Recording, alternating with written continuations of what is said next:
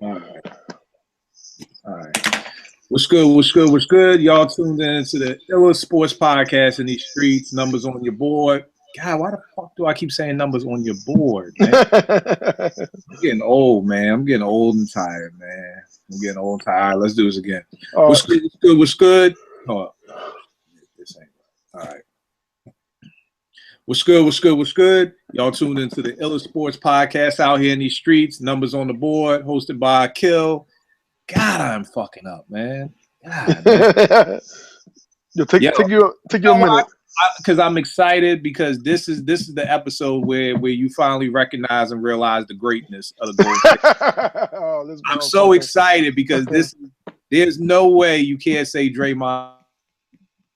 It's impossible at this point. It's impossible. Now we're now at a level of hate if you don't feel like he's a patriot now. All right, let me focus. Right. Yeah. What's good? What's good? What's good? Y'all tuned into the Illa Sports Podcast in these streets. Numbers on the board, hosted by your man Kill, my man Big Fish. What's going on, Playboy? What's going on, babe? How you doing? Man, everything is great. Everything is great. I'm wonderful, man. You're wonderful. Look, hey, your Warriors are doing well. You're excited. Well is not the word for what we're doing, bro. We're doing well. When you throw the top three teams at us and we blow them out by 30 apiece, we're doing much more than well, man. Hey, we could talk about that later. I just want you to be aware that my main man Pop might have threw that game. You know, Pop. You know, he's like the sensei. You know, he plays those Jedi mind tricks. So you know, Tim Duncan sits. You know.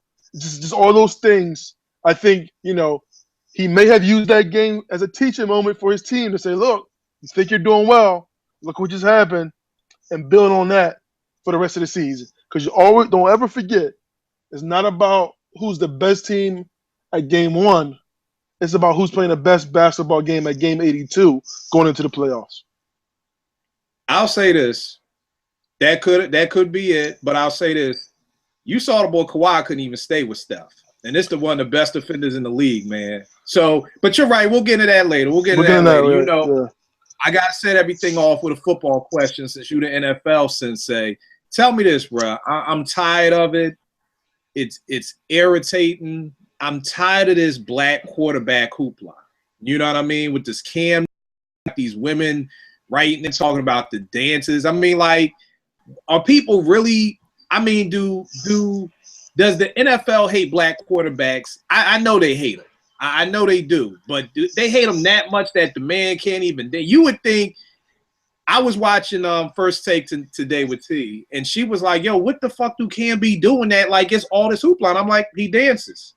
You know, she's like, nah, like, what does he do? And, like, you know, that's all this. And I'm like, the dude dances, and he gives a football to a kid, and he opens his shirt like he's Superman.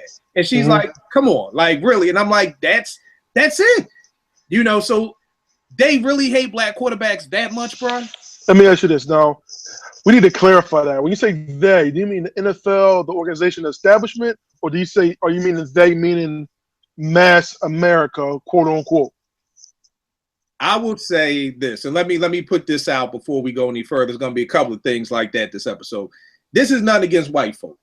I just want to put that out there. You know, you know, there's good white folk, bad white folk, good black folk, black. I'm never that dude to be like one race or one anything is negative or bad.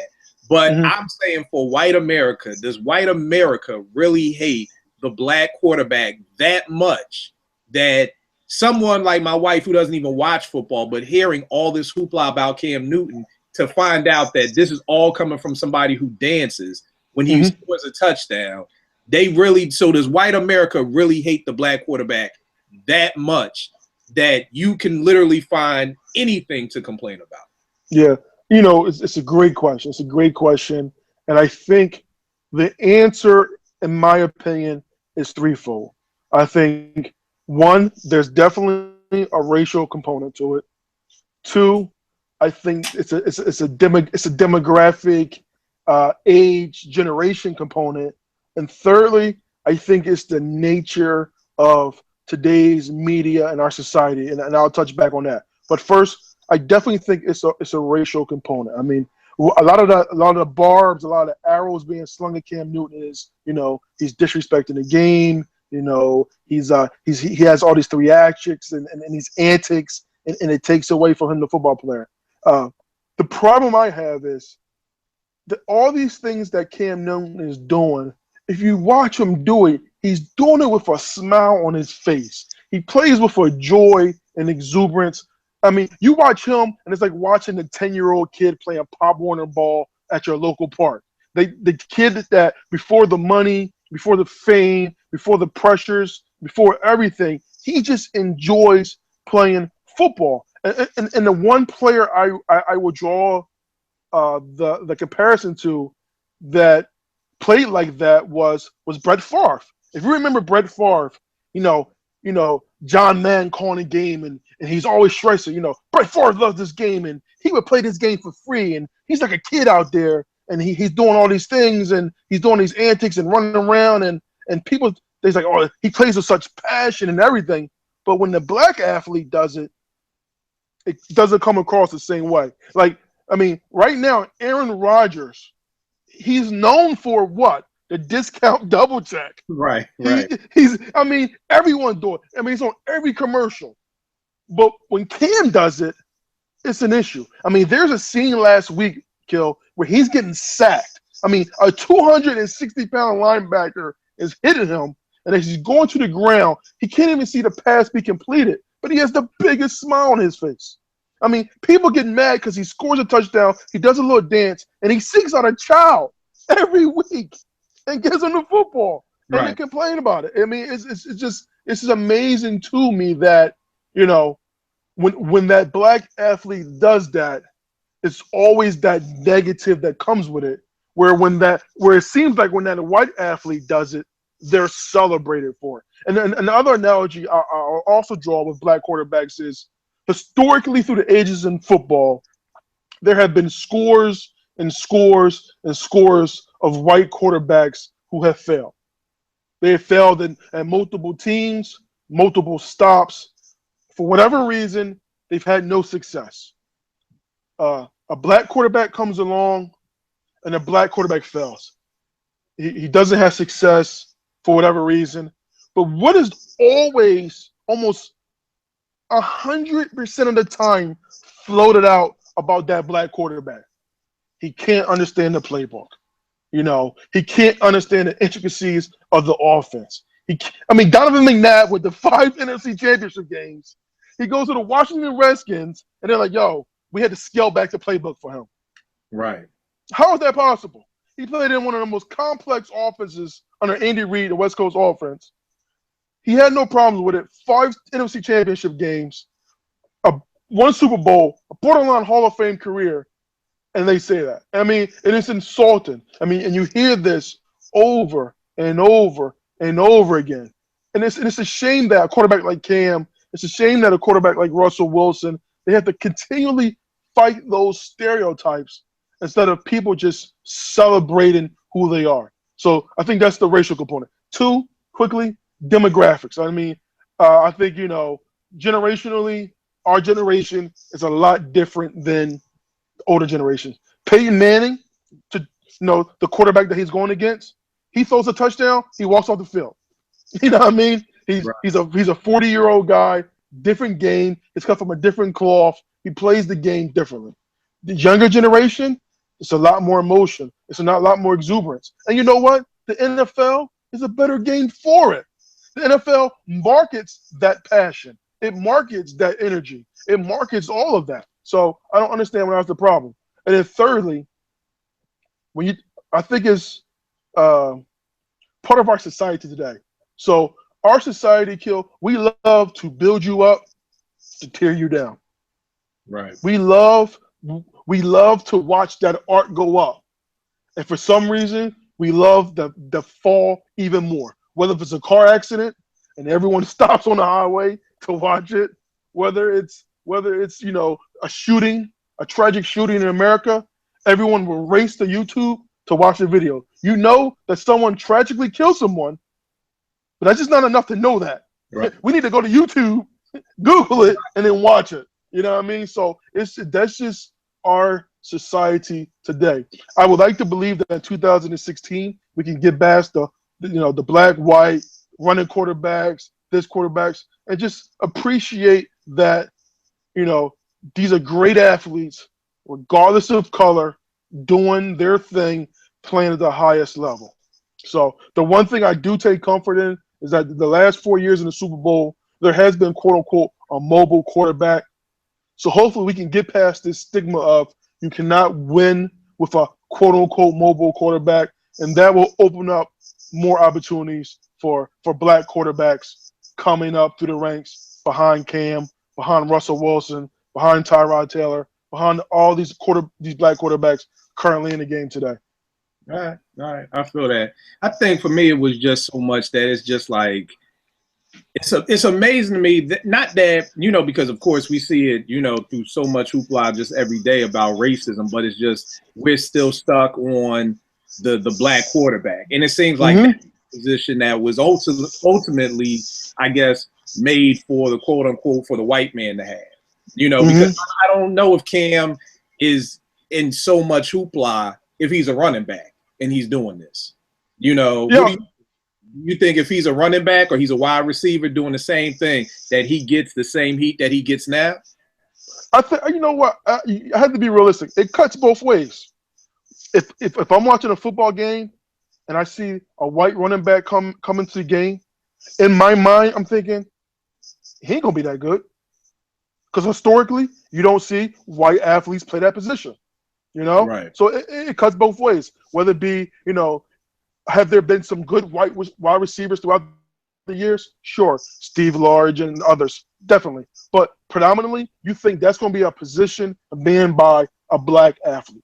Wide receiver, cornerbacks, those skill positions that rely on athleticism, you're almost conditioned to think that that's going to be a black athlete filling that position.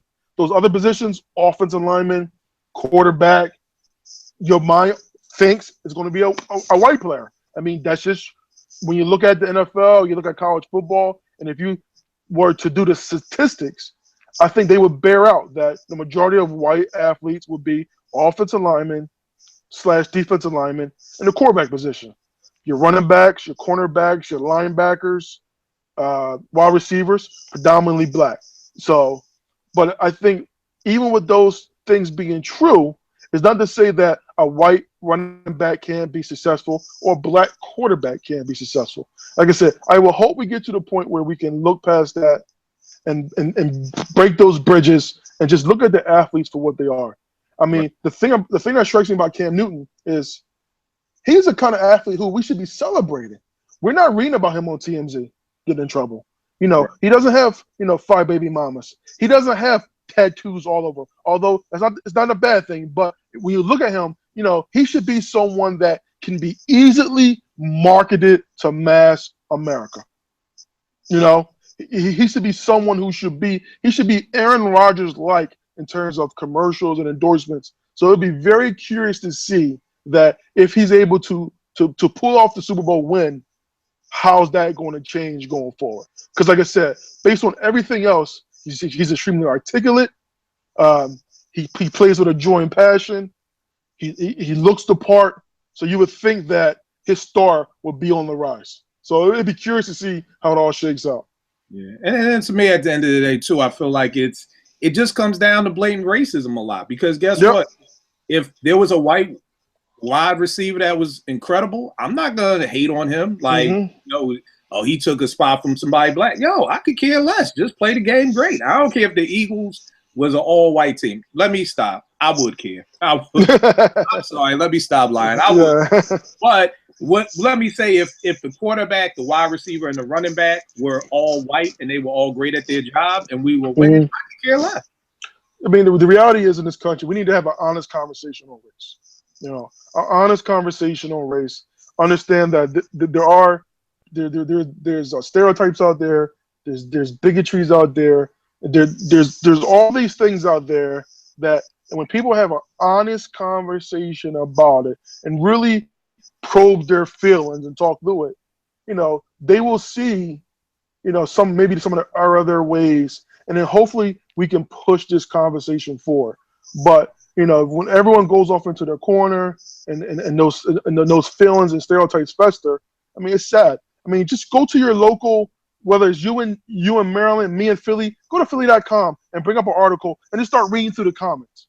Right. Just read through the comments, and you just see the amount of hatred and just despicable things that are said there, and whether it be on Twitter or other forms of social media, that vitriol and that hatred and anger is out there, man. I travel this country for my job, and I can't tell you how many times I walk into a McDonald's in southwestern Indiana where people look at me like I'm Sasquatch walking in there.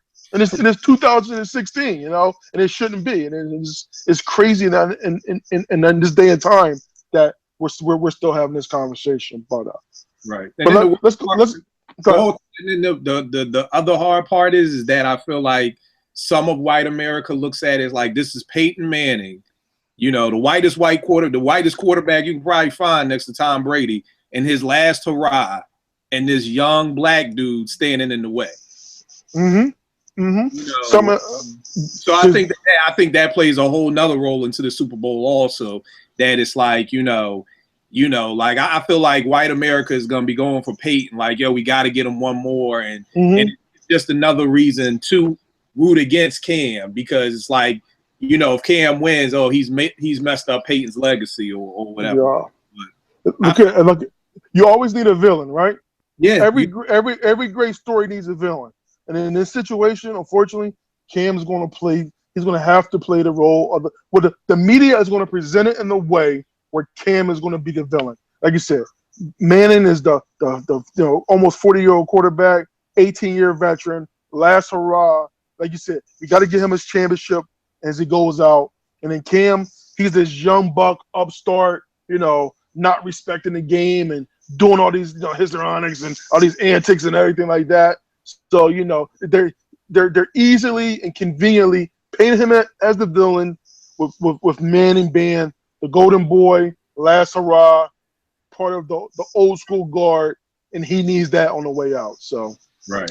But let's go ahead and switch gears a little bit and let's move to the association. So this week in the news, Blake Griffin, superstar power forward for the Los Angeles Clippers, and I'm sure Clipper fans of the NBA never want to see a superstar in the news for this type of reason. But apparently, he assaulted an assistant equipment manager for the Clippers at a restaurant. So my question to you is twofold. One, what's your thoughts on the actual incident? And two, what type of discipline should the Clippers place on Blake Griffin, up to and including possibly trading their 26-year-old superstar power forward? All right, number one, let me start off with another statement. Again, this has nothing to do with gays, no gay bashing, nothing like that at all. So I just want to put that out there first and foremost. For me, I saw a clip, and I'm not sure if this is the same equipment manager, but it was a clip of Blake on the sidelines and somebody working on his leg, and Blake grips his head and kind of like motions him towards, his we want kids to watch this show so towards his man parts. Yep. And is laughing about it. You see Chris Paul laughing, and I was just sitting there like, I don't know what game that is. Like I don't understand that game that somebody is working on your leg and you grab their head like it's a girl and like push him towards your joint like that. So right there, that just, now I don't know. That was the clip they had up when they were talking about this situation. I don't know if that person was the trainer who he got into the fight with. But to me, from what I'm hearing, is that Blake really laid into him and really whooped him. And to be honest, I think it had something to do. I think Blake was having some relations with the boy. Maybe the boy brought it up or something like that in public, and Blake just lost it. Because we all know, I mean, we grow up, in Philly, and you and your man get into it, y'all slap box, y'all may even go outside and rumble, but you get up, you get a cheesesteak, and you keep it moving. But to beat someone the way that they're saying that Blake beat this guy, it's almost on some old, either you tried to bang my wife, type thing. You tried to hurt my kids, or you came out your mouth with something we did, and I don't want nobody to know that. So I'm gonna have to whoop you in the restaurant, then take you outside and whoop you again. So again, that's my take on it. What are you gonna say? You know, it's funny in this TMZ culture. I'm so used to getting the whole story so fast. It's amazing how tight-lipped this particular story is. Right. But I think the gentleman in the clip that you're referring to, where he kind of grabs his head and kind of motions it towards his crotch area, I believe it is the same equipment manager. Because I thought I saw another picture of him, and if it's not the same guy, similar build, similar look, similar size, and apparently from what I've read and what I've heard, the argument kind of stemmed from, you know, hey, you know, Blake, you're injured, but look, we're playing like, you know, 700 ball since you've been injured. We'd be better off without you, and it kind of trickled from there. I'm going to make the assumption that maybe some alcohol was involved, got the best of him. But my thing is, Blake, you're 6'10", 270 pounds. This guy, Kill, I swear, is 5'6", 145. All right? So apparently you punch him, black as eye type deal, in the restaurant.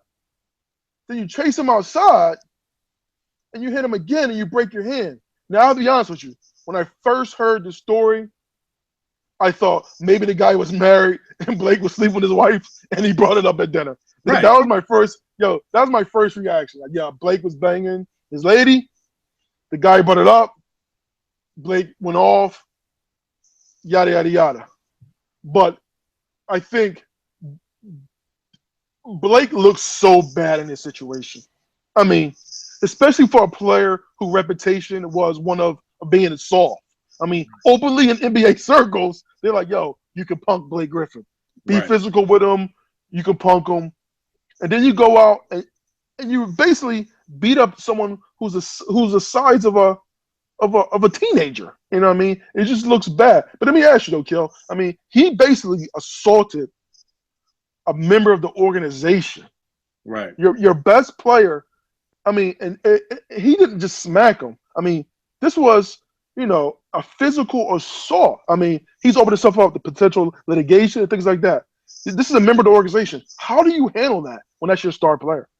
I'm going to answer that question, but I'm going to go back to what you said, the PR spin that they're putting on it, you know, because there's no way, like you said, first of all, we all know Blake ain't built like that. This ain't DeMarcus Cousins. Like, you know, I could totally get you tell DeMarcus Cousins this dude's just smacking you like Cuddy did, you know, in president to smack you down the stairs or something stupid. Blake, somebody telling Blake, like, yo, we're better off without you, we should trade you, does not warrant this kind of beatdown. Like, you know, and again, just as a man, we understand that there are beatdown levels. The beatdown that Blake gave him is, like I said, one or two things. Either you know some dirt about me that I don't want out, or somebody's banging somebody's wife or something like that. You know, I'm banging DeAndre's wife and I don't want him to, something is going on in there for that kind of beatdown. And then when it goes on and they're talking about they vacation together, I'm like, all right, well, hold on, bro. Wait. Again, if you're gay, I have no problem with that. Don't think anything that I'm saying is like this is a diss towards gay people. I'm just saying that when did the members of your staff take vacations with you? You know what I mean? Like, you know, and I know they saying he's an assistant, kind of concierge. So. And I'm like, well, which one is it? Is he a training assistant, or is it his personal assistant or whatever? But all that said and done, I think that's a PR spin and it's horrible. I mean, God, I can lie better than that. I feel like I need to start my own PR firm if that's the best that these guys can come up with. One, I think my first initial reaction was, I'm like, the Clippers got to suspend them. I mean, bare minimum, in my opinion, a month. You know, I would say. And Hold on one second though. Now, are you saying, Kill, just so our fans are clear, are you saying 4 to 6 weeks, serve the injury, and then a month suspension on top of that? Yeah. So you're basically saying you're done for the year. You're basically done for the year, which turns into the next question of, I think they should trade Blake. To be honest, bruh, the Clippers are an accident waiting to happen. You know what I mean? And to me, they tried to go out in this off season and get all these pieces to try to beat the Golden State Warriors. You know, it's like, let's get Lance Stevenson and let's get Josh Smith, which is two of the dumbest signs I've ever heard in my life. Like, you can't think of the most dysfunctional. Did you see the clip of these two assholes slap boxing on the Yeah, man. You can't think of two more dysfunctional people, and you're going to put both of them on your team? I mean, who else we going to go get? We might as well get Vernon Maxwell to be an assistant coach, too. Like, why don't we just bring all the fuck-ups here, you know? Yep. And turn around, and it's funny because then I see on Twitter, Josh Smith gets traded back to the Rockets. I thought it was a joke. I literally, because it sounded so stupid that I'm like, wait a second, they just got him from the Rockets. Now they sending him back. And then to find out that it's true, I think they have to blow up the team, man, because they did all of that to try to be able to beat the Warriors. Had the Warriors down by 21 and still lost that. I mean, they just can't beat the Warriors. So I feel like you got to blow it up. And my man, what's the real light skinned dude name on ESPN? Broussard. Yeah, Broussard. He made a great point on His and Hers the other day. Man, hey, trade him to Oklahoma City. Get Kevin Durant. You know, he's from Oklahoma. That's where he played his college ball at. He may stay there. KD gets to California. Make that trade because, again, OKC doesn't know if he's staying or going. I mean, I think I would basically either sit him for the rest of the year because, I mean, they're playing good ball without him, you know, or definitely try to trade him and see what you can get back in return. But if you could pull off Kevin Durant for Blake Griffin, hell yeah, you got to do that. That's no nonsense right there. But what do you think? You know what? I think that's a great perspective trade for a lot of reasons. One, I do think Durant ultimately is going to leave Oklahoma City. So we look at their ages. They're very similar in age. They're both in that 25 to 27 bracket. They both come with an injury history. Let's face it. There's Kevin Durant has bad feet, and for someone who's 6'10", 6'11", feet problems is never a good thing. You know, right. Blake has had a series of ailments, but more notably, you know, issues with the knee. So I think, you know, contract-wise, I think Blake can opt out after next year, but going back home, he would definitely be a great sell from a marketplace standpoint. You know, the native son coming back home. So I really think that's something that they really should pursue. I think Durant would welcome the opportunity to play with Chris Paul. I think he would welcome playing for a Doc Rivers, and obviously he would welcome being in LA. You know, you have Jordan signed. You know, you have Riddick. You have some pieces there. So I really do think that's a good trade. I think I would put a call in Sacramento. I don't think, you know, the whole Cousins situation, you know, you never know with him. I would think if that's a potential landing spot, and I would give Boston a call. Boston doesn't have the immediate players to send back, but they just have a bevy of first-round picks and future first-round picks and some cap space. So you might be able to work out something there. But, Kill, I give you credit. You touched on a great point. The Clippers, something is missing there. I mean, you have one of the top 5 coaches on the sideline. Obviously, you have an owner who will write any check that he needs to write. And when you look at their roster, you're talking, you know, Chris Paul, J.J. Redick, you know, DeAndre Jordan, you know, Blake Griffin when he's healthy, Paul Pierce, Wesley Johnson. I mean, you would think they have all the pieces that they need to just be a successful team, but it just doesn't. The parts just never add up. It just never adds up, and they're constantly seem to be missing something. I just don't know what it is. So, like you said, at this point, rebuilding by shipping Blake away might be the fastest answer to them having a potential turnaround. I mean, when you think of last year that they got the Rockets down 3-1 without Patrick Beverly, there's no way you lose that series. And to me, that's what they tried to do. They tried to go off in the offseason. Okay, let's get all these pieces. We're going to get Paul Pierce from D.C. We're going to get Josh Smith. We're going to get Lance. We're going to get all these pieces. And, again, it's still not working. And, I mean, it may work throughout the regular season, but that team is not beating the Warriors. That team is not beating the Spurs. That team may not beat OKC. So, again, you're still if this is championship or bust, you're still a bust right now. So you're right. Have to cut the cord right now with Blake or do something because Yeah, it ain't happening, bro. It ain't happening. But tell me. But here's the thing, though, Kill. No one's beating the Warriors, though, right, Kill? No one's beating the Warriors. You're not, but we can at least make it competitive. There you go. The fact that the Clippers had the Warriors down with like 21 points.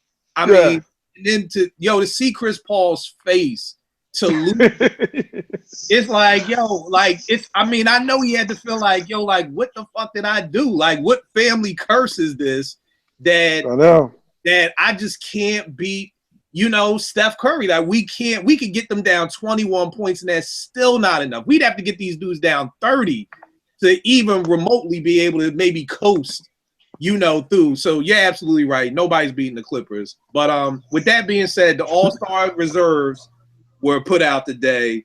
Do you think there's anybody on there who doesn't deserve to be and anybody who was left off? And let's look at the West. We got LaMarcus Aldridge, DeMarcus Cousins, Anthony Davis, Draymond Green, James Harden, Chris Paul, and Klay Thompson.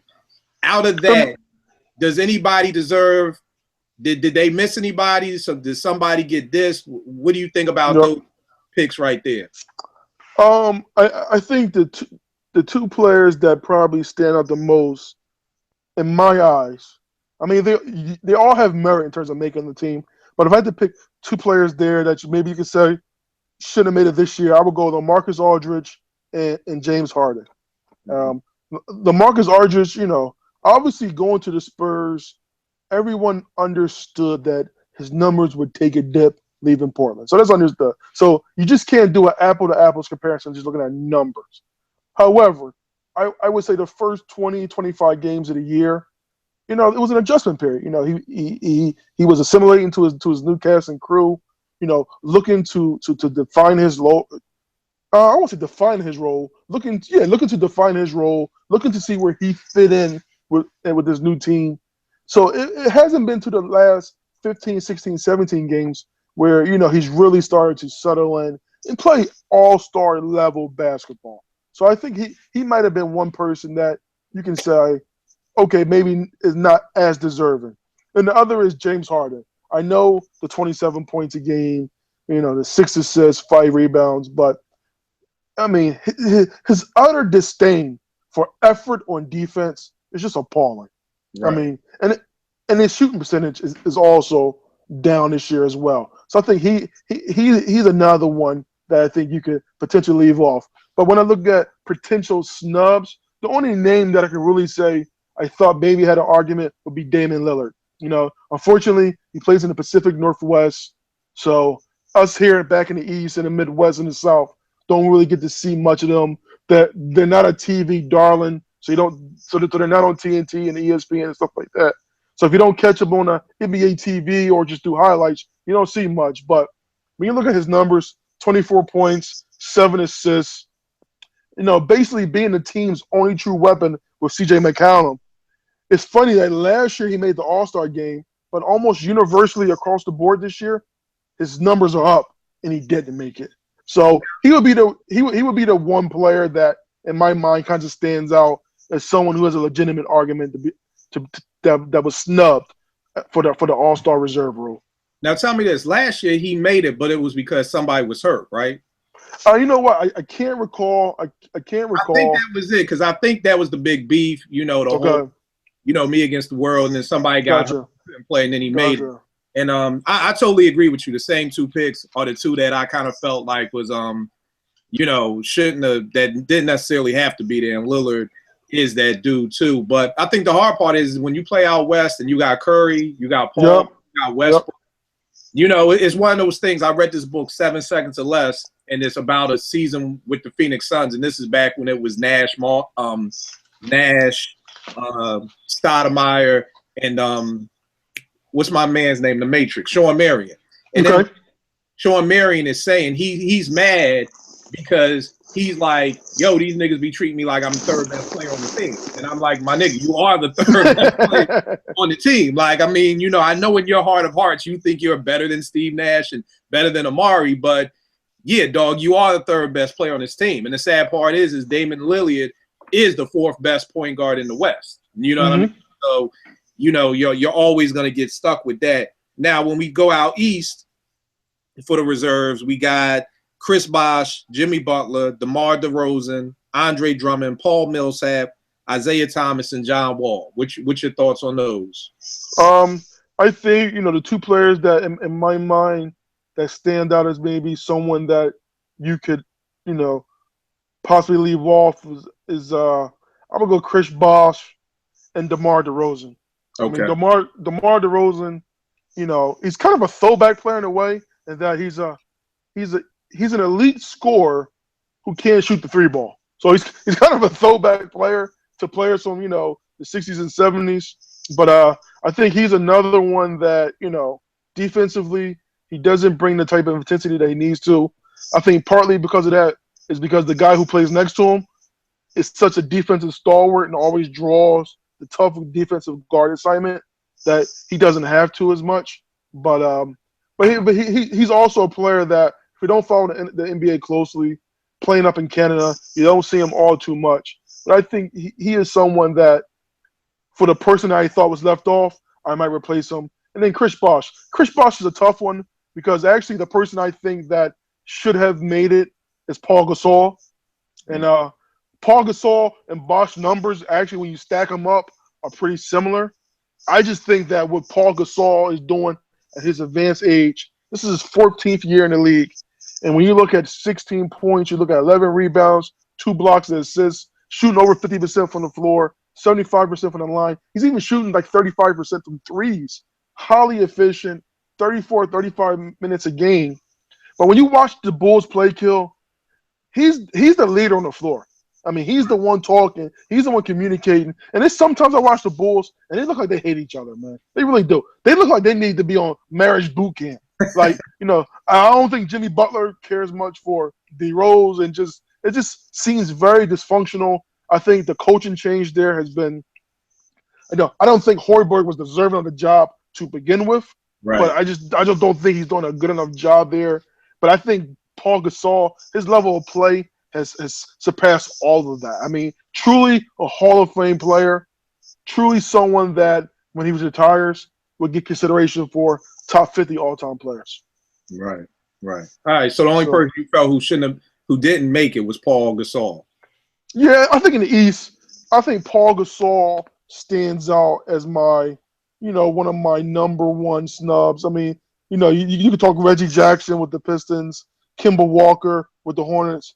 Both of those guys are volume scorers who don't shoot, to me, the ball well enough, don't, defend at all. And then you have Al Horford too. But I think Horford, Gasol, Bosh, they're all very similar. So, tomato, it's pretty much what flavor do you want, because they're kind of interchangeable. Right. Yeah, and then to me, I actually thought the East kind of got it right. The only person I really don't know a lot about is Paul Millsap. Like, I don't know about anybody. I feel like Atlanta is like the Bermuda Triangle. Like, you go play him. Mm-hmm. I don't know nothing about Al Horford. I don't know anything about anybody on that team and their numbers. Like, I know nothing. All I know is Dennis Schroeder looked like Kwame. That's the only thing that I know about the Atlanta Hawks. They bring no excitement to the table whatsoever. Like I don't get it. To be in Atlanta, which is one of my favorite cities, such a great city, and to have such a basketball team that is so irrelevant to me, because I don't feel like I'm the only one. I know I'm not the only basketball fan who knows absolutely nothing about what goes on with the Hawks. But I thought they kind of got it right. As long as John Wall made it, that was my biggest. Because Wall had great numbers this year too. Here's your thing, though. You said Atlanta is a great city, but it's not a great sports city. Right. And it's not a great sports city because there's too many transients there. There's too many New Yorkers, too many folks from the Northeast, Philadelphia, Jersey, Maryland, that to make that when you look at large cities that have so many transients, whether it be out Phoenix, whether it be Miami, it's hard for those guys to be great sports teams because so many people there have allegiances to other cities. Right. I mean, you're right. Atlanta, I tell people all the time, Atlanta and the black community it's like our New York. It's like our Manhattan. It's the epicenter of fashion, of hip hop, just that whole hip hop culture. It's where a lot of our black entertainers and athletes have their off-season homes. So it truly is like they have a vibrant financial district in the Buckhead and things like that. So it really is a lot like our Manhattan, but it's a terrible sports team. I mean, a terrible sports town. It just truly is. I mean, they have a very good team that plays basketball the right way with a great young coach in Budenholzer. I mean, that stadium should be packed. I mean, it really should be packed. Like I said, Millsap plays the game the right way. Horford plays the game the right way. Jeff Teague is one of the best young guards in the game. And there's 12,000 people in that stadium every night. I mean, it truly is a shame. Yeah. So this is one of those things. But switching gears here, speaking of entertainment, Kendrick Lamar was nominated for 11 Grammys this year. So, Kill, I ask you, on the heels of all this hoopla about no blacks being nominated for an Oscar, is the hip hop culture happy now? Has hip hop made it? You know what, bro? I don't know if hip hop's made it. I'll say I'm happy about it. One of the shows I'm doing on the Corner Radio podcast is about record sales and awards. Because I feel like the hip hop community, we're real iffy on those two things. Like whenever I'm talking about Outkast is the best group ever and I bring up record sales, it's always like, oh, well, MC Hammer and Vanilla Ice. And so one minute we want to, not talk about record sales, but then when somebody's talking about Jay-Z and they bring up record sales, then it's cool. So I'm like, which one is it? Do we accept it or not? And the same thing with awards. When we're like, oh, screw the Grammys, or what Phife said, a statue. What, God, I can't even remember the line. But Phife has a line about, I never let a statue tell me how nice I am. That's but then when somebody like Kendrick is nominated, now all this hip hop is like, oh, we can't wait to watch the Grammys. A year ago we were boycotting them. Now we're, so I think at the end of the day we have to just draw that line. But to answer the question, I'm happy for Kendrick because I think his album, To Pimp a Butterfly, is incredible. I think it's one of the greatest hip hop albums ever made.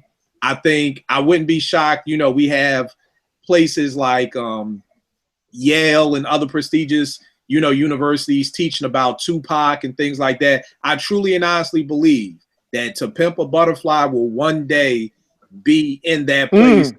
They will teach hip hop courses about this album.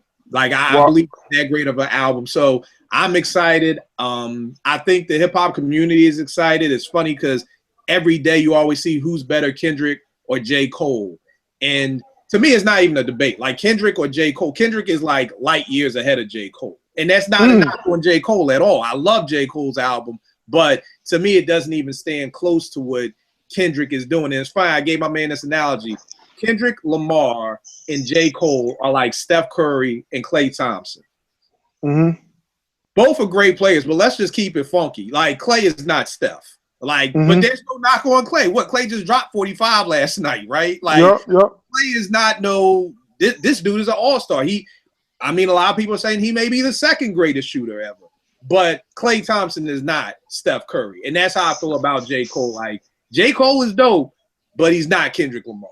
You know what I mean? Like, nowhere near it. So I definitely, I'm happy. I'm excited. I hope he wins all of them. I know that sounds crazy. And he's got to win one, but I want him to win all of them, man, because that album is truly an incredible album. I understand why a lot of people in the hip hop community didn't love the album. It's more of a jazz album to me than hip hop. So I get why, like, all my boom bap, primo Pete Rock dudes don't like it like that. But I think the album is incredible, man. I think it's incredible. So, but here's the thing. I want to ask you, like, so when you looking at a project, and are you looking at it from the lyrical content and saying, yo, this album is amazing, or are you looking at the whole body of work, saying from a lyrical content and also from just put the CD in my car, in the radio, I'm driving to Philly, go visit my mom, I'm just rocking out to it. Like, does this album check all those boxes? For me, it does. And the funniest thing about To Pimp a Butterfly is when I first heard it, I didn't like it. I hated it. Couldn't stand it. Because I give the analogy I always give when you go to a restaurant and you ask the waiter for a Sprite and he brings you water and you taste it. There's nothing wrong with the water. You just had your mouth, your taste buds were ready for that Sprite, you know? So to me, Kendrick Lamar is such an artist. He's one of the few people that we have left who I can say is an artist. He's not just an MC, he's an artist. So I couldn't hold To Pimp a Butterfly to what Good Kid, Mad City, his last album, was like. Okay. So it took me time to really digest this album. I mean, this is probably the last album that I sat with, and there were times me and my man Ed would go back and forth like, yo, did you hear this? And yo, what do you think Lucy is? And just the whole concept of the album. I mean, not for nothing, but all right. I mean, it's damn near the soundtrack to the Black Lives Movement, you know, okay. Black Lives Matter. So to me, it was everything across. I mean, it was the lyrical content. It was the music. Again, it's more of the bulk of the production was done by Robert Glasper, who's a jazz pianist, Thundercat. Okay. So it's really a jazz heavy album. So again, I understand why a lot of people in diehard hip hop circles don't love it. But for me, I love more than hip hop. I love jazz. I love R&B. I love all music. So yeah, it's a great album, but I totally get why people don't like it. Like, it's not, I don't even argue with people. If you don't like it, you don't like it. I get it. You know, no need to go back and forth about it. But, you know, I will, if you don't like this album, then you don't like jazz. Because a lot of hip hop dudes, you know, with the low end theory back in the 90s, it was, oh, I love jazz. I love jazz. You don't like jazz if you don't like this album. So, and that's cool. That's cool. Like I said, it ain't for everybody. But for the listeners out there, and we're so appreciative of all the listeners out there, my man Kel's like a renaissance man. You guys don't know in terms of writing scripts, music behind the boards. Will make beats for food.com. Check it out. You can see his musical expertise. Not to put you on the spot, I want to ask you this real fast though. Based on what you just said about Kendrick's album, based on his 2 projects to date, does he crack your top 5 all time? Oh, nah. I mean, 9 times out of 10, he'll never crack my top 5. Like, I almost feel like our age group, the top 5 is cemented. Like, Biggie J and Nas are going nowhere. You know, Rakim's not going nowhere, and KRS going nowhere. Can he crack my top 10? Hell yeah. You know, and to think about it, I won't say he's there yet, but he's damn sure on his way. But yeah, the top 5 is cemented. Like, nobody is cracking that. You know, so even if he puts up, you know, 3 more projects like this, where you're like, oh, Fish, yeah, this what he's doing is historic. He still doesn't crack the top 5. You know what? He might, but I just think the chances of that happening, and trust me, Kendrick is the wrong dude to gamble against, in my opinion, because he can do, you know. And I mean, going from Good Kid, Mad City to this album is 2 totally different albums. So Kendrick is everything that I love in an artist, because they're 2 different things. Like, somebody said that about Kyrie and Kevin Love. I forgot who it was, but they said they're good offensive athletes. They're not great players yet. You know, they're great offensively, but they're not great players. So there's a lot of good MCs, but artists, that's where I feel like Kendrick is different from everybody else. Gotcha. Let me ask you this, man. I brought up Kyrie and Love. They fired Black, man. What was that fair that Kevin Black got fired? All the coaches throughout the coaching fraternity, you got Pop making jokes about it. You know, the coaches are up in arms about this. How does the coach with the best record out east, just went to the finals last year, gets fired? But here's the irony is, you got Brett Brown, who gets an extension. The coach who has the worst record, who gets an extension. The coach who has the best record gets fired. What do you think about Black getting fired, number 1? And number 2, do you see him getting another head coaching gig in the league, if not this year, even next year? Oh, man, great question. Well, Kel, I'm going to answer your question with a question. Is it fair that I'm 60 pounds overweight and not rich? No, it's not fair, but that's life. Right. Okay? This is life. No, all jokes aside. I think when you think about the Black situation, you got to understand this. When Cleveland made that hire, they thought they were about to go headfirst into a rebuilding mode with young players. They thought they were about to embark on I don't want to say a Sixer tanking situation, but they thought they were about to put in project, you know, 2018, 2019, where it was going to be a series of building 3 or 4 years down the line. They hired Blatt not knowing they would get LeBron. I think if they could turn the tables and say, okay, we got LeBron, who's our coach? Blatt is never hired. He's never hired. So unfortunately, he was in a situation where it wasn't a matter of if he gets fired, it was simply a matter of when he gets fired. He wasn't the coach for this team the moment LeBron signed. So do I think it was fair? No. I mean, you fire a coach with that record, I mean, it's crazy. But everyone watching, whether you're the casual fan to the NBA diehard, you know this wasn't going to work. So I mean, so you knew it was going to happen at some point. So just go ahead and just get it done. And to answer your second question, do I think he gets another job? I don't. I really don't. I know in looking at the tone of some of his interviews and how he would always snap back at reporters whenever he was mentioned as a rookie coach or an inexperienced NBA coach, he has a hell of an ego. He's a hell of an ego. I mean, and he's been tremendously successful in Europe, and he has just tons and tons of accolades, Olympic gold medals, and all that. So I think similar to Chip Kelly getting fired in the Eagles, Chip did not want to go back to college because his ego wouldn't allow that. He didn't want to fail at this level. So his ego was pushing him to say, look, I got to get another NFL job to prove that the Eagles is wrong. So I think Blatt is cut from that similar cloth. He's a very proud man. He's a man who's had nothing but success in his career. So he really wants to show that he can coach at this level. So I think he's going to pursue jobs. I don't think an NBA job is going to be forthcoming for him unless there's a general manager out there with strong ties to Europe and has watched him from afar very fondly and will give him that shot. But realistically speaking, I don't see him coaching on the NBA sideline in 2017. Let me ask you this. If they win the chip last year, does Blatt still get fired? Yeah, because winning covers all stink.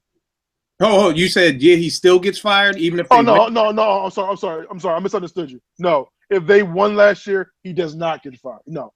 If you win the championship, I mean, the ownership can't even fire a coach coming off a championship like that. So no, they win the championship last year. It buys everyone a few years, but losing the way they did, and then this year, how it just gradually went down. Just the grumblings, the mumblings, and things like that. Now, I don't think Tyronn Lue is the answer either. And I know he has a contract. I think he's the highest paid assistant in the NBA. I think he's like a 4 years, $6.5 million contract. And I believe the last year the deal has an option for $3.5 million. I don't think he's the answer. I've been on the record. Mark Jackson needs to be on that sideline. Right. That's just what I believe. That article I sent you, right? I did see that article, and I know they're kind of thinking it may not happen, but it needs. Look here. At the end of the day, Dan Gilbert's a billionaire. Eating a $5.5, $6 million contract for Tyronn Lue. I mean, that's nothing. That's a month's interest on some Quicken loan that he's doing right now. So I think you hire Mark Jackson. He brings the being a former player, 13, 14-year player, 2 or 3-time All-Star, top 10 assists for his career, top 10 in steals, I believe also. He brings that cachet. What he did with the Warriors, so he's proven track record, the knowledge of the game. LeBron will have that respect. He'll have the respect of other players. He'll be able to recruit players. So I think Mark Jackson needs to be on that sideline. I really do. Okay. And the hard part is I agree with you wholeheartedly, and you know me more than anybody. I want him the hell off the TV so he can stop bashing my Warriors. Here's the thing. So if Lue doesn't win, because I feel like if that's what everybody wants, if that's what it seems like, LeBron and his team wanted Mark Jackson, it's almost like why even waste time with Tyronn Lue? You know what I mean? Because if Lue doesn't win this year, I mean, does he get fired next year? Well, I think I think to make the transition easier for all parties, it made sense to go to Lou. Okay. I get that. To bring in a Mark Jackson remember, you bring a Mark Jackson in, he's going to have to pretty much inherit the coaching staff. Right. You don't know if that'll be a good fit. And I can't be a hypocrite. Mark has had problems with assistant coaches in the past, but I don't think that would be a good fit. You want to bring a Mark Jackson in at the end of the season, going into your off season, going into your summer program to really pit in his program, to hire his coaches, go down to the summer league, work with the young players, and then go into the camps in September, late August, doing building for what a Mark Jackson team is going to be. So I agree that Tyronn Lue was a smart move. Pretty much you're giving him a 40-game trial run plus the playoffs. See if he can, light a spark in his team. See if he can develop some schemes and ways to attack your top echelon teams, and see how it goes. He might shock me and prove me wrong, and Cleveland has makes that hellified run where you got to bring him back. So ultimately, though, I think as the season progresses, it's all about what happens out west. So whoever comes out the west is winning the championship. I'm of the belief that whether it's the Warriors, whether it's the Spurs, the NBA champion is in the west. I'm glad you see that, brother. I'm glad you see. I'm not saying the champion will be the Warriors. I'm saying the champion will come from the West. All right. So now, Kill, we're going to end on this topic today with a subject near and dear to your heart, which is NCAA basketball. So right now, everyone is clamoring that Ben Simmons is going to be the number one pick. In your eyes, is he really that franchise cornerstone number one pick, or is this just the result of just parity in college basketball today? I think it's the latter, because I don't see the hype with the ball. I watched a couple of LSU games this year, and I mean, he's good, but to where it's, oh, he's the number one pick. I mean, he's been the number one pick before he even played a game. He was already christened, the number one pick in the draft.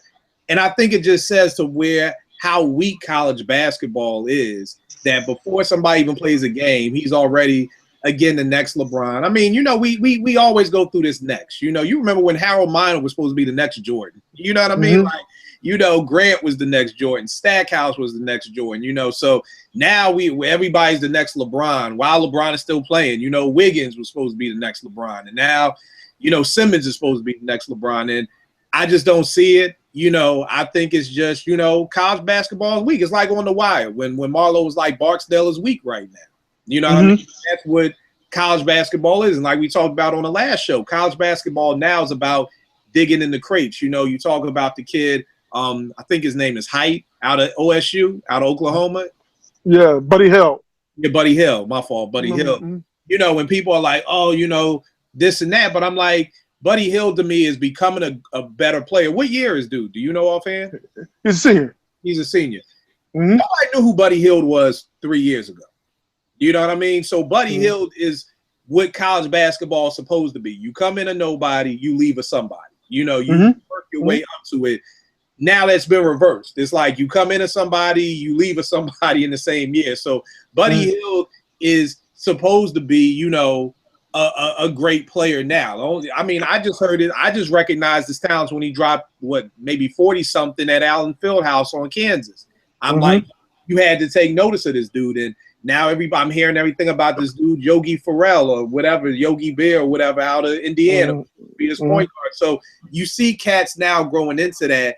But I mean, to answer the question now, Ben Simmons, I mean, he's nice, but I mean, you throw him in that draft class a couple of years ago with Jabari Parker and Anthony Wiggins and a Nerlens Noel, a healthy Nerlens Noel, I don't still see him being the number one pick. But what do you think?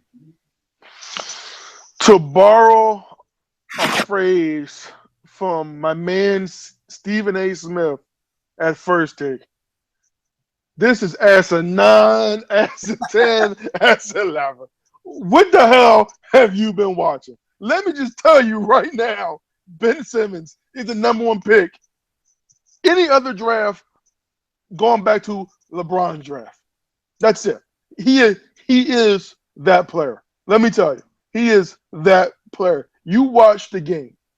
6'10", 6'11". The feel for the game. The thinking 2 passes down. I mean, not only does he get you the 6 or 7 assists, if this was hockey, he would average like 14 assists because he's always setting up that pass and set up the next pass. His vision, the ability to just dominate a game on the defensive glass. I mean, he's the full package. The only thing he's missing is the consistent long-range jump shot. But numerous players come into the NBA now lacking that particular trait. But when you project him out in 3 to 4 years, I mean, sky's the limit. I mean, he still may grow another inch and fill out another 15, 20 pounds. I mean, I think this guy, I mean, sky's the limit. I mean, he is that generational talent. You bring him in, he changes all the fortunes of an organization. And because I'm a selfish bastard, let's talk about the Sixers. So if you bring in a Ben Simmons this year, you get a healthy Embiid, you got Okafor, get a point guard. It's not the question, Kill, that in a year or two you're in the playoffs, especially in the East. Embiid is healthy. Ben Simmons is dropping 18, 8, and 5 day one in his sleep. Wow. In his sleep. And we haven't seen him hit that truly aggressive streak yet. I mean, he plays very composed. This kid is everything. He's a stud. He's a star. He's worthy of every accolade that he's receiving. He's worthy of all the praise that he's receiving. This is truly a one-player draft in terms of star impactful players. If he's that good, why can't he win? His team is that bad. But this dude is gonna. Would you say he's gonna average when he gets to the league? 18. Well, yo, let me ask you this: Kevin Durant didn't win at Texas. No, I'm not saying about that. But I mean, this dude probably won't even make the NCAA tournament. They're talking about NIT. Yeah, his team is not that good. If you're that good, if you're as good as what you're saying, that this is the best player since LeBron's draft. Come on, bro. Yeah, what they play? What conference they in? So every great player in the NBA had great success in college. Then is that what you're telling me? I'm not saying that, but what I'm saying is if he is that good, this dude can't win more games. What conference are they in? They're not in the ACC. They're in the SEC, the Southeastern Conference. Which is one of the weakest conferences in college basketball. So if he's that good in one of the weakest conferences, he should be able. And I heard everything on he's just not selfish. He grew up in Australia. He's not from Chicago. Yo, dog, I don't care. Winning is winning. I don't care if you're from Zimbabwe or Antarctica. Don't nobody like L's. So if he's that good in a weak conference, dog, come on. LSU making the NIT. That to me tells me that tells me something. You know, Kill. Now, you know college basketball too well. You understand that the college game is totally different than the NBA game.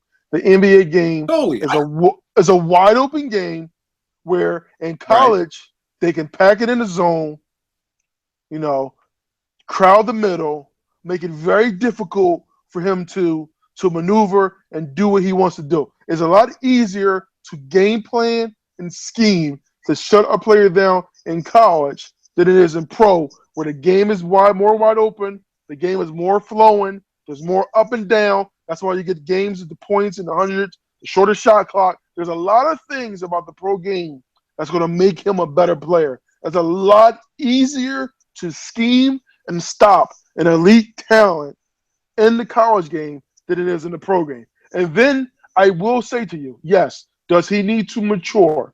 Does he need to get that mean streak? Does he need to be more aggressive? Yes. But when you look at his toolbox, when you look at the hammer that he has, the screwdriver that he has, the drill that he has, the nails that he has, the wrench that he has, that toolbox is overflowing, dude, with everything that you want in the player. Right. And he has, yes, do we want to see him be a little bit more aggressive, a little more assertive? But right now, he knows enough to play within himself, play the game the right way. He understands that this is just a temporary stop. Bigger prizes next year. He's going to do what he can to help the LSU program. He went there because of his allegiance to, I think it's maybe an uncle or something who's an AAU coach or whatever, who's affiliated with the program there. So that's all great. Let's not be fooled. The joke of a one and done rule is the only reason why he's in LSU. Right. And keep in mind, I'm not saying that he's trash, because I do understand in 2016, I feel like with everything, if you aren't on the bandwagon, then it's trash. I could be like, oh, such and such is a good producer. Oh, you dissing him. No, I said he was good. I just don't think he's great. So again, I'm not saying Ben Simmons is a bad player. I'm just saying that when you start looking at these draft boards for the lottery picks in next year's draft, outside of him and the dude from Duke, the average person doesn't know the other, 13 people. So we're not dealing with a college draft this year or a year of college basketball where we have an influx of players where it's like, so again, I'm not saying he's not a great player. His talent is undeniable. It's all those things, but Kill, you're angry. No, I'm not. You're angry. You're just an angry man. And the problem is, if he goes to the Warriors next year and he's doing this show, you'll be talking about how great he is. He's the greatest thing. I think he can walk on water. Again, I'm just not where you are that he's the best player since LeBron's draft. You know what I mean? So, but he could be. He could be. We'll never know. I do want to pull up a quote from Doug Gottlieb, who said this when Steph Curry said he was coming out. He said he does not have the upside of Rubio, Jennings, Flynn, Mills, Teague. All are more athletic than Steph Curry. So, the greats have been wrong plenty of times. I'm not saying Doug Gottlieb is a great or anything like that. I was about to say, since when was he the great one? All right. I'm not saying that. I'm just saying that, guess what? A lot of people agreed with him because Flynn, all these players went before Curry. Johnny Flynn, I ain't seen him since Syracuse. But yeah. Let me ask you this, bro. You seen Billions on Showtime, the new series? I did. You know what? I saw the preview for it. Didn't watch it initially. The snowstorm happened. I started watching it. It's on my DVR. I really like the show. Yeah. Huge fan. I think it's only been 2 episodes, right? So, I love the writing. It's witty. I love the storylines.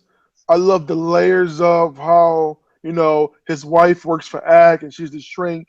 And that's a very sensitive relationship where he just can't say, hey, we're coming after this guy. Like, I just love it all. I think she's incredibly sexy too. It never hurts. So I just love all the dynamics there. It's so far through 2 episodes, I was a huge Homeland fan, and this is the guy from Homeland, so I have an affinity there. So I'm definitely into the show. I'm definitely excited for how it's going to play out as the year progresses. Paul Giamatti is one of the most underrated actors that we have today. Everything he does, he's good in. So and he definitely, plays his part very well. So I'm definitely excited for this show. And I want you to also check out this joint on Netflix called Black Mirror. Black Mirror. It's kind of a Twilight Zone kind of show, but it deals with social media and just where social media may take us 10 to 20 years from now. Because the writer of the series or the creator looks at it from the standpoint of most of us are now in some way, shape, or form addicted to social media. And any addictions, there has to be a downside to it. Yep. And it kind of goes into that. One of the episodes which really got my attention is about this shorty whose fiance dies in a car crash. At the funeral or the wake or whatever, somebody gets in her ear like, yo, when you really miss him, get at me. you know, and I'll help you out. Basically, you know, she gets at the person, and there's this company who will go into all his social media stuff, his email, his tweets, his Facebook, find the way he talks and everything like that. And you can now start to get emails from her dead fiance. So it's kind of like, okay, so she's emailing him and he's emailing her back, and it sounds like him because they've taken how he writes on Facebook, Twitter, and everything else, and makes it seem like it's that. Now, of course, you've then got the next option of you could have the person call you.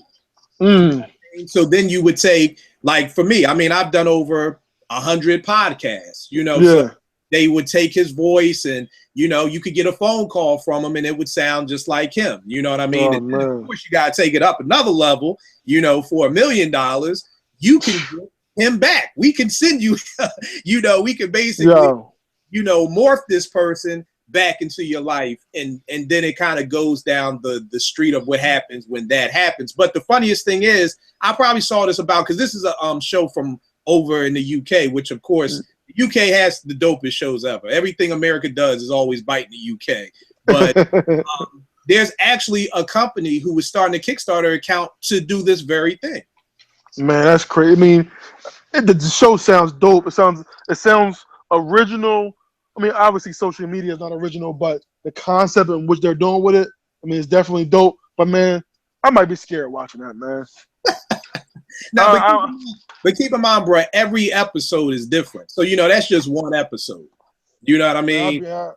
I'll be on there trying to bring my dad back, man. I don't need to be watching that show. I'll be Googling somebody talking about, I need Big Fish back in my life, man. Well, do this, bro. There's another great episode that's about that eventually we will be able to have hard drives that are like right behind our ears. So, man. What are you, George Jetson, man? No, I'm telling you, man. I'm telling you, these shows are dope because it's like basically everything that you see. And it's funny because I tell this to Tanya all the time when I'm out in the hood, because I'm like, yo, I wish I could videotape everything that I see because you just won't believe it. So now with this chip in the back of your ear, you're able to videotape everything. So instead of having to put it on, I could come to you and I could come to your crib, and instead of being like, yo, Fish, look at my vacation on Facebook, I could literally just throw it up on your TV, everything that I saw. Gotcha. But keep in mind, he's married. He gets into a little thing with his wife. The wife, you know, he thinks the wife is creeping. And, you know, he's like, well, look, you told me that this was a one-night stand. She's like, nah, I didn't say that. Now with this, he could throw it up on the screen, rewind back to 2 years ago, and have her saying it was a one-night stand. So again, oh man, I want to see this now. Man. But again, when you look at things, I can see that this is where social media could eventually take us, because it's to the point now on Facebook. I'm actually done with Facebook, man. I literally only use Facebook to just promote stuff that I do because it's kind of sickening to me, because I see people on Facebook, you know, it's like, hey, I got in a car accident. Here's the picture. And the fact that you can get in a car accident and your mind take you to a place to let me not only take a picture of the accident and me getting stitches, I have to post this on Facebook so everybody can see it. Like, to me, we're losing something to where I've seen people post pictures of their kids, like in surgery, like pre-surgery, like, you know, and I'm just like, yo, what is sacred anymore? That where is your mind that your kid is about to go into surgery to take a picture of it? And then not only take a picture of it, but let me put it on Facebook and let me write a paragraph post about it too. But again, let me just put a little thesis statement out.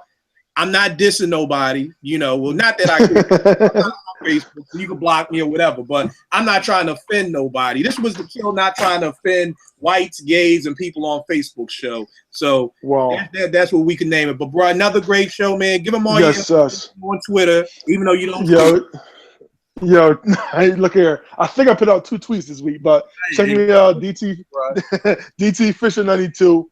Like I said, I'm trying to get more active with the social media. I understand that's how things are done today, but definitely check me out there.